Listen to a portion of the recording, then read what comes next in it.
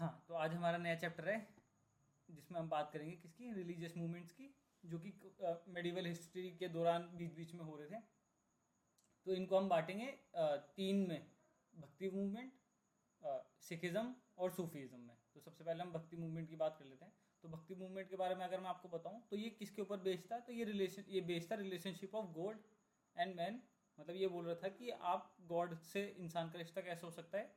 ज़रूरी नहीं है कि आपको यज्ञ ही करने हो सारे।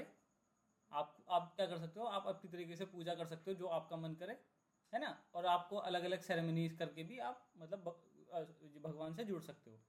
भक्ति मूवमेंट शुरू कहाँ से हुआ, तो साउथ से शुरू हुआ। सबसे पहले कौन थे, सबसे पहले आया वैष्णविज्म। वैष्णविज्म कौन लोग थे, जो लॉर्ड विष्णु को ज़्यादा मानते थे या फिर उसके अवतारों को मानते थे।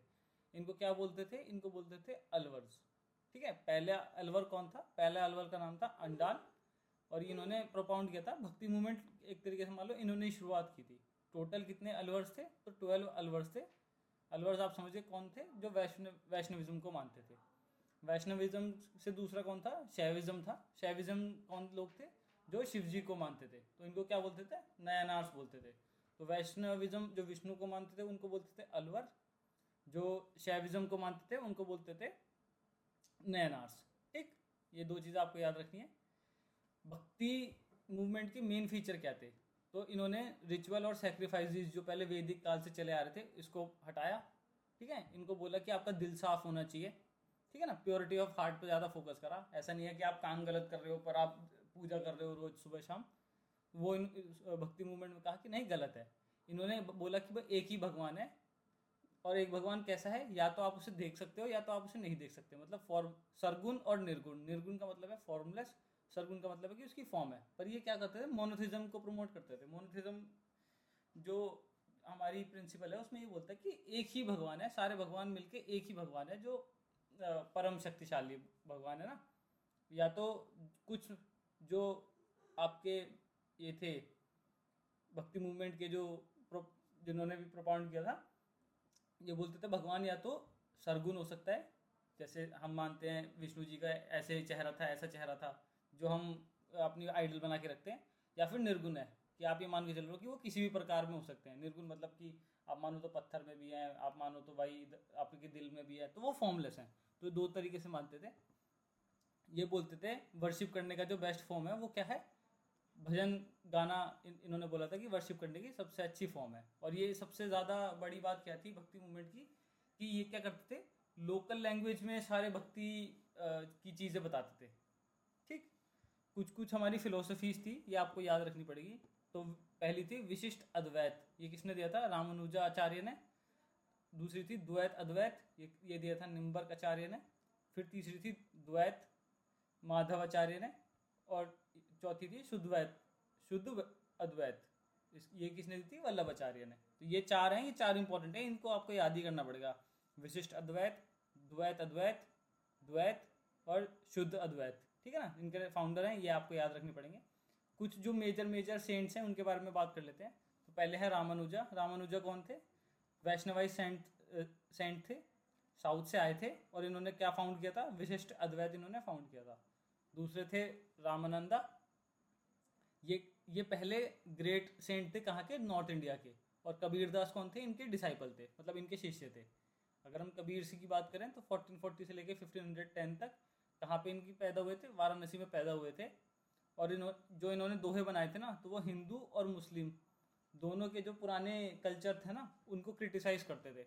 और ये क्या मानते थे, निर्गुण सेक्ट में मानते थे। तो निर्गुण कौन थे, ये मानते थे कि भगवान का कोई भी आकार नहीं है।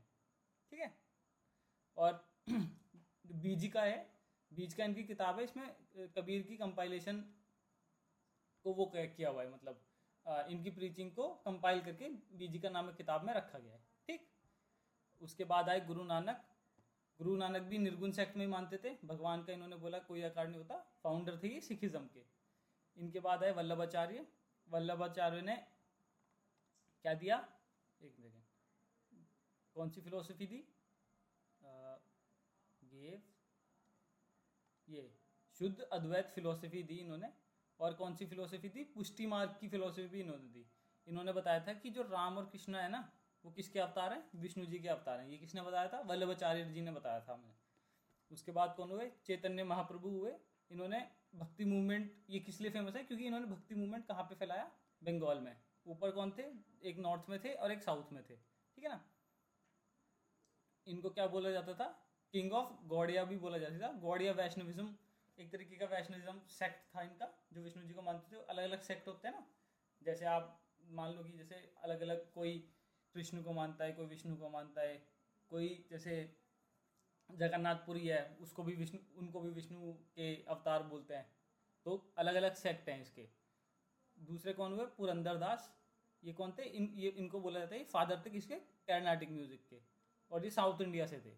मीराबाई, मीराबाई किसकी डिसाइपल थी? रविदास की डिसाइपल थी। और किसकी बहू थी ये? तो जो राणा सांगा थे ना, उनकी ये बहू थी।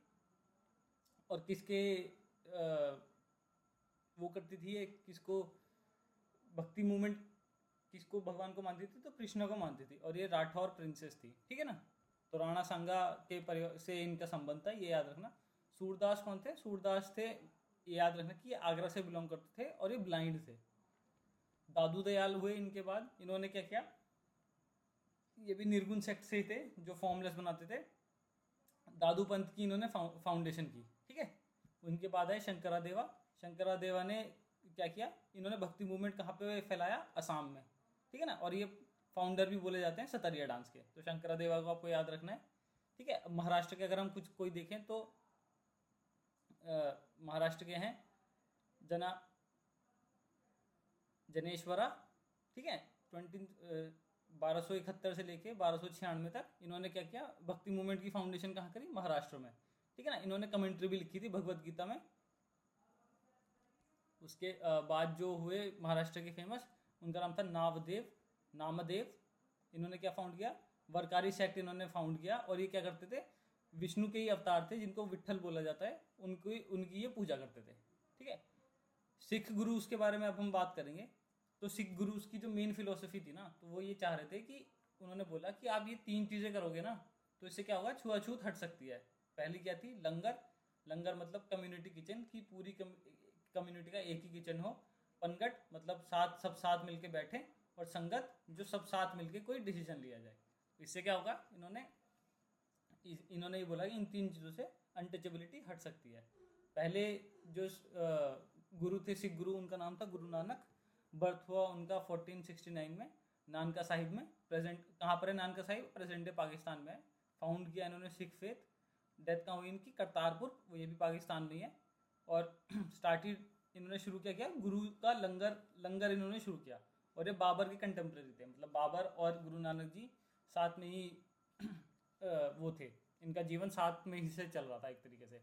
दोनों सेम समय काल के वो थे, साथ में थे। दूसरे कौन थे?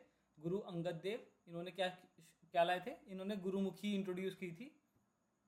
और उन्होंने क्या किया था? जो राइटिंग थी ना गुरु नानक देव जी की, उनको कंपाइल करके गुरु ग्रंथ साहिब में लिखा था, ठीक है ना। कहाँ, किस में और किस लैंग्वेज में लिखा था? गुरुमुखी में।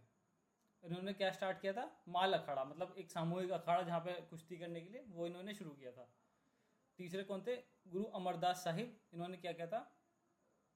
आनंद करज, जो सिख की जो मैरिज सेरेमनी, कैसे कैसे सिखों में जो शादी होगी वो कैसे होगी, वो इन्होंने शुरू किया था अमरदास जी ने। और ये कंटेम्प्रेरी किसके थे? अकबर के कंटेम्प्रेरी थे, ठीक है। फोर्थ हुए गुरु रामदास। इन्होंने अमृतसर सिटी फाउंड की।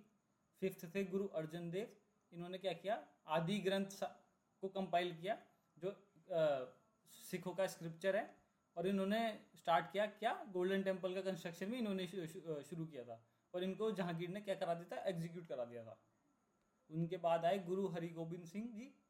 ये अर्जन देव के वो थे, पुत्र थे। और इनको क्या बोला जाता था? सोल्जर सेंट भी बोला जाता था।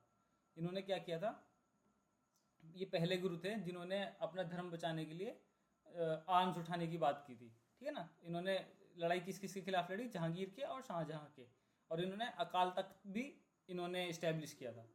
7th गुरु थे। टोटल 10 गुरु हैं, ठीक है ना। तो 7th कौन थे? गुरु हरि राय साहिब। इन्होंने क्या किया था? शेल्टर दिया था किसको? दारा सिखों को। और इन्होंने क्या किया कि अपने टाइम पे क्या किया था? इन्होंने कोई भी मुगल से कॉन्फ्लिक्ट करने से परहेज करा कि इनको कॉन्फ्लिक्ट नहीं करना। और क्या किया इन्होंने कि आप अपना काम करो, मुझे अपना काम करने दो। इन्होंने कोई भी मतलब लड़ाई मोल ली नहीं। 8 थे गुरु हरिकिशन साहिब, सबसे यंगेस्ट थे ये गुरु में, है ना। पर इनकी डेथ किस वजह से हो गई थी? स्मॉल पॉक्स की वजह से हो गई थी। 9th गुरु कौन थे? गुरु टेग बहादुर साहिब, है ना। इस्टेब्लिश करा था आनंदपुर एक जगह है, यो इन्होंने इस्टेब्लिश की थी। पर इनको एग्जीक्यूट और किल करा दिया था किसने? औरंगजेब ने। औरंगजेब की स्पेलिंग औरंगजेब ने, है ना। इनको क्यों किल करा दिया था औरंगजेब ने? क्योंकि ये क्या कर रहे थे कि जो कश्मीर में ये फोर्सफुल कन्वर्जन कर रहे थे ना, तो इन्होंने वो जो लोग फोर्सफुली कन्वर्ट हुए थे कश्मीरी पंडित, उनको वापस से हिंदू धर्म में वापस लेके आ गए थे ये, ठीक है ना। लास्ट गुरु कौन हुए इनके? गुरु गोविंद सिंह।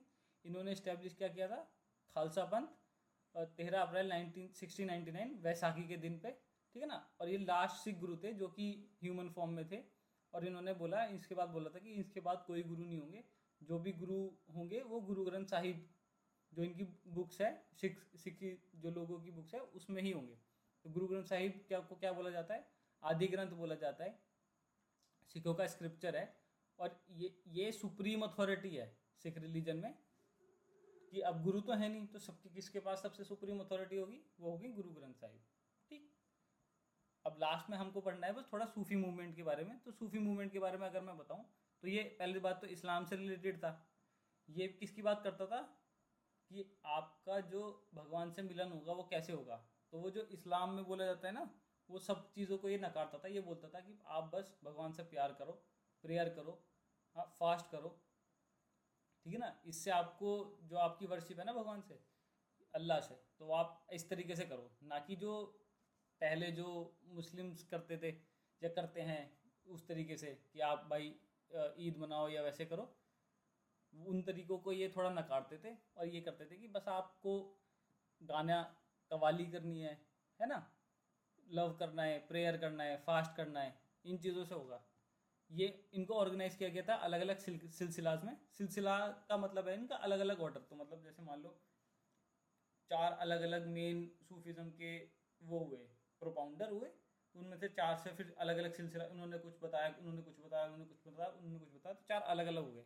इन्होंने सारी प्रैक्टिकल फॉर्म जितने भी रिलीजन्स थे, जैसे हिंदुइज्म हो गया, इस्लाम हो गया, है ना, जुडाइज्म हो गया और बुद्धिज़्म हो गया, सबसे थोड़ी थोड़ी जो जो अच्छी चीज़ें थी वो सूफीज़म में लाए और फिर उन्होंने अपनी प्रैक्टिसेस बनाई जो भी करने की थी, ठीक है ना। ये इनका एम क्या था? Aim to serve mankind through spiritual and self development. तो आपको क्या करना है? स्पिरिचुअलिज्म को फॉलो करना है और क्या करना है? अपने आप को सेल्फ डेवलप करना है। इससे आप क्या करोगे? अच्छे से अपनी पूजा पाठ कर सकोगे।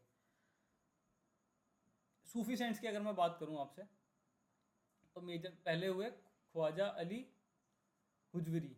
इनको क्या बोला जाता था? दाता गंज बख्श बोला जाता था।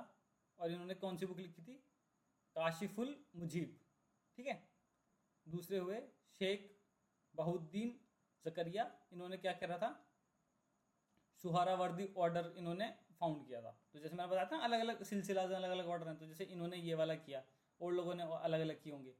आगे देखते हैं, ये वाले हैं ख्वाजा मोइनुद्दीन चिश्ती। इन्होंने चिश्ती सिलसिला का फाउंड किया और ये कहाँ सेटल हुए? अजमेर में। जो अजमेर की दरगाह है वो इन्हीं की है, ख्वाजा मोइनुद्दीन चिश्ती की, है ना। उसके बाद कौन हुए? ख्वाजा कुतुबुद्दीन बख्तियार काकी। ये किसके डिसाइपल थे? कुतुबुद्दीन ऐबक के कुतुबुद्दीन ऐबक इनके डिसाइपल थे, है ना। ये इनके शायद जितना मेरे को याद है, अगर मैं गलत नहीं हूँ तो जो इन्होंने अपनी वो बनाई थी कुतुब मीनार, वो इनके लिए ही बनाई थी, ठीक है। और उनके बाद आता है बाबा जरीउद्दीन। इनको बाबा फरीद के नाम से जाना जाता था। बाकी कौन सा है? शेख नसीरुद्दीन महमूद। इनको बोला जाता था चिरागे दिल्ली। कुछ कुछ वर्ड्स हैं जो सूफीज़म में फॉलो होते हैं।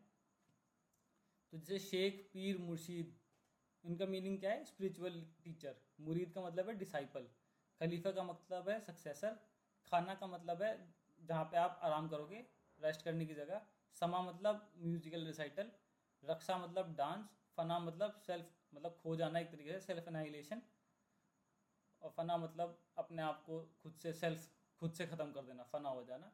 ज़ियारत मतलब pilgrimage to the tomb of Sufi saints. Sufi saints की जो आप अलग अलग टोम्स हैं, जैसे दिल्ली में है, फिर उसके बाद आपका अजमेर में है, अलग अलग जगह है ना, तो अगर आप वहाँ पे पिलग्रिमेज करने जाते तो उसको क्या बोलते थे, ज़ियारत बोलते थे।